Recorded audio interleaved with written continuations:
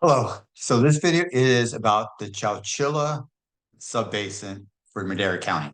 So the way it works is that we have what's called a basin. That's the Central Valley. And then we have a subbasin, which is Madera or Chowchilla or Delta Mendota. And then within those, we have a number of GSAs that are all managing the water within that subbasin. In this particular case, it's the Chowchilla Subbasin, and there is active participants in that area, but whatever's left over that is not managed by a group, that remaining area is managed by the county. In this particular case, it's the county of Madera is managing some of the land within the Chowchilla Subbasin. It gets a little confusing, I know, but the whole idea is to make sure that every land is under a GSP plan. That's a groundwater sustainability plan, and that is going to get to sustainability by 2040.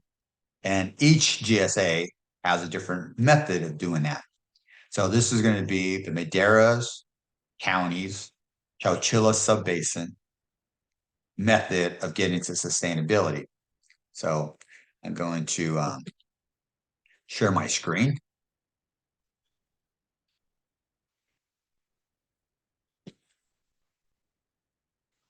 Uh,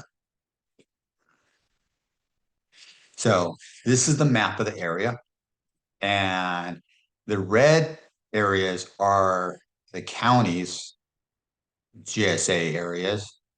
Those the ones that where the county is maintaining it, and then the green and the blue are other GSAs.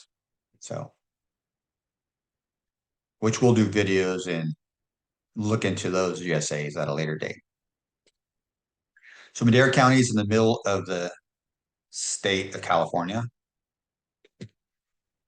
Overall goal, as I said, was to get to sustainability by 2040. And the economic goal is extreme water conservation in agriculture without retiring agriculture production. That's the overall goal, because agriculture production in this geographic area is by far the largest economic driver of the area. There are some key terms. Madera County manages a GSA based off your total acreage of in the GSA, your active farming, active irrigated farming within that geographic area, your sustainable yield, that's the natural recharge amount that is falling on that land and that is can be used on an annual basis without hurting or dropping the groundwater table further down. The transitional water is actually the over allocated amount. That's the amount that it needs to get to zero over time. So it's the amount that is, if we keep pumping it will drive the groundwater table lower. The reallocated sustainable yield is when you have the total acreage and the active acreage, there's a difference between there. And so the ones that are not active and not participating in the GSA have chosen to just keep their land fallow and keep it not native looking. Those individuals aren't using their sustainable yields. So that is aggregated together, and then it is divvied up between the active users. So you'll see a little bit of a bump. But you got to remember that that amount can go away if those farms decide to become more active in their farming. Now, this presentation is going to focus in on groundwater pumping and not anything to do with the surface delivery of water through the canals, which can go from 100% as in 2023, or it could be as low as 0% as in 2022. So there's a great amount of risk of just dependent on canal water because it has such variability of what water is going to be available and how much percentage is going to be available. So a lot of farmers rely on groundwater as the backup, but now with Sigma, there's a limitation on the amount of water that can be delivered or pulled out of the ground. The difference between a wide area and a surface area. A wide area is basically what they call a area that has no infrastructure for delivery of water. And a surface area is basically has the canals and service delivery. Most of the areas that we deal with on this presentation are going to be wide areas, areas that don't have canals to them. So those are the farms that are going to be impacted the most. The total acreage in the Chowchilla Subbasin is 45,000 acres. Active acres is 38,000. So out of that 38,000, the sustainable yield, or out of the 45,000, the sustainable yield is 6 acre inches across all acres. If they're farmed or not farmed, it's 6 acre inches. Because some of those farms are not active, the 7,000 acres, we actually, or the GSA in this particular case, the county takes the 7,000 acres, times it by 6 through their allocation. So that means that the 42,000 acre inches are not used. When you take that 42,000 and divide it by the 38,000 that are actively used, each acre that is actively used gets an increase of 1.1 acre inches. So that's how the reallocation is given out. So not only do you have your 6 acre inches, but you have your 1.1. Now you have 7.1 acre inches to farm with on an annual basis with sustainable yield. The next thing is what is called transitional water. And transitional water is really your overdraft. And there's currently a 63,400 acre feet or overdraft. And that needs to get to 0.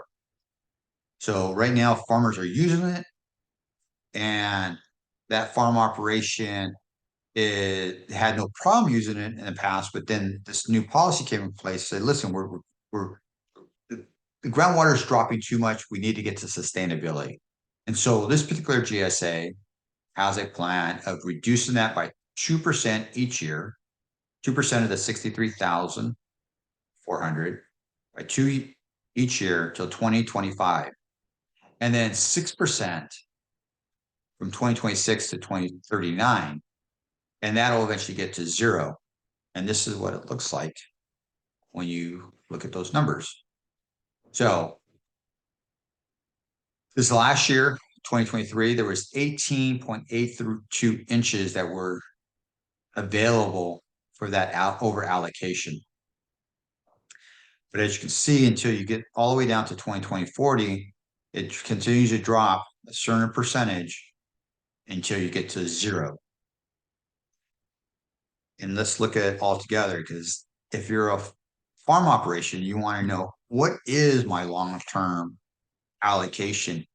And now this can change depending on what's happening with the weather and the recharge and things like that. But this is the way the plan is today in 2023.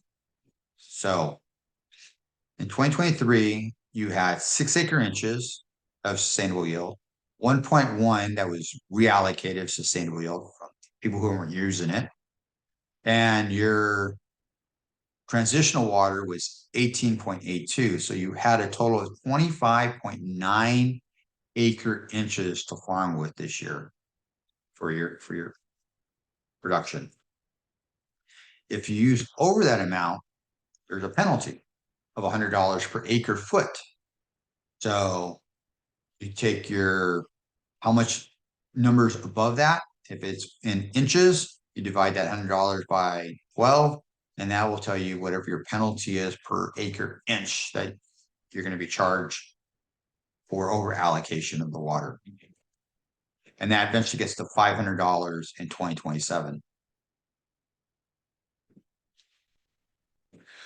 So the way I like to look at it is, if I had 100 acres of land, how much of that can I actually farm?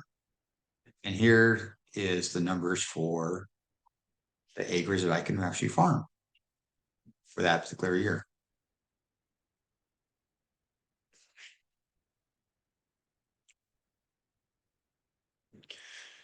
And then if you use the aquifer pipe, our product, you can actually farm the full 100% of your farm with only 10 acre inches.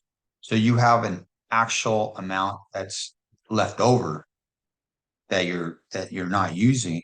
And if you have additional land somewhere in the county, you can actually use it for that other land. And it's what's called a farming unit. So you can move water from one farm parcel to another parcel virtually, so that way you can manage your water. It does not allow you to use excess amount to sell to another farmer though. So that's not allowed. The last 3 years, we can't meet that particular needs, but you can see we come close to it. So come up with a strategy for that, those last 3 years, to try to figure out how to keep the whole 100% of your land in production from 2038 to 2040. Now, what does this mean as far as property valuations? Property valuations are all based off of how much revenue you can generate off your land. And if I'm cutting my water consumption on my land by 45%, 50%, eventually close to, I think, 75%, then my land is only worth 75% of its value because I can only generate so much revenue off of it. It's very similar to having an apartment complex where if I had 100 units in my apartment complex, but I can only rent out 50 of them, the valuation is only worth 50% of the apartment complex.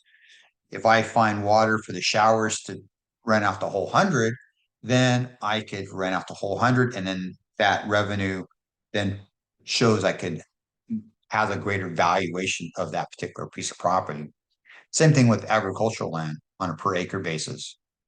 So once I get to a certain number of water availability, price of my land drops because I can only generate so much revenue off of it.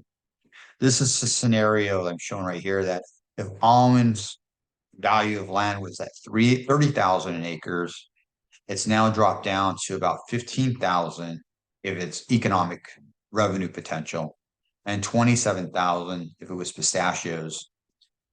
And these are conservative numbers based off of the amount of tonnage. I think it's almonds is at 2,500 pounds and pistachios at 3,500 on these calculations. And we're using $2 a pound on each of them. So the farm gate price has been rather low on both products.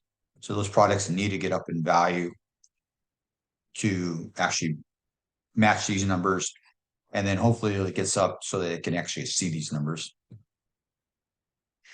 With the aquifer pipe, our product, you can actually keep the full valuation since you're continuing to farm the full production.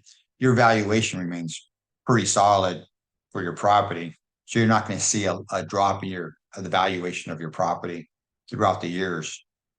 So that's what this slide is showing, is that no matter what happens with the water allocation, your value of property will remain the same and your revenue potential remains the same. So what's unique about this particular infrastructure, it's actually an infrastructure into the farm. So we conserve water on the dry years, and on the wet years, we use the same infrastructure to recharge. So if you have irrigation canals going through the land or nearby, or a bypass channel that allows you to pull water from, that water can be used to recharge while you're still doing your full farm operations on the surface. That way you're building a bank of water that can be used in future years when there's very limited water available. And that would solve the problem of those 3 years, that 2038 to 2040, is that on a wet year before those years, were able to bank enough water so that you can actually pump out a little bit more than the sustainable yield of 7.1 acre inches to meet the deficit.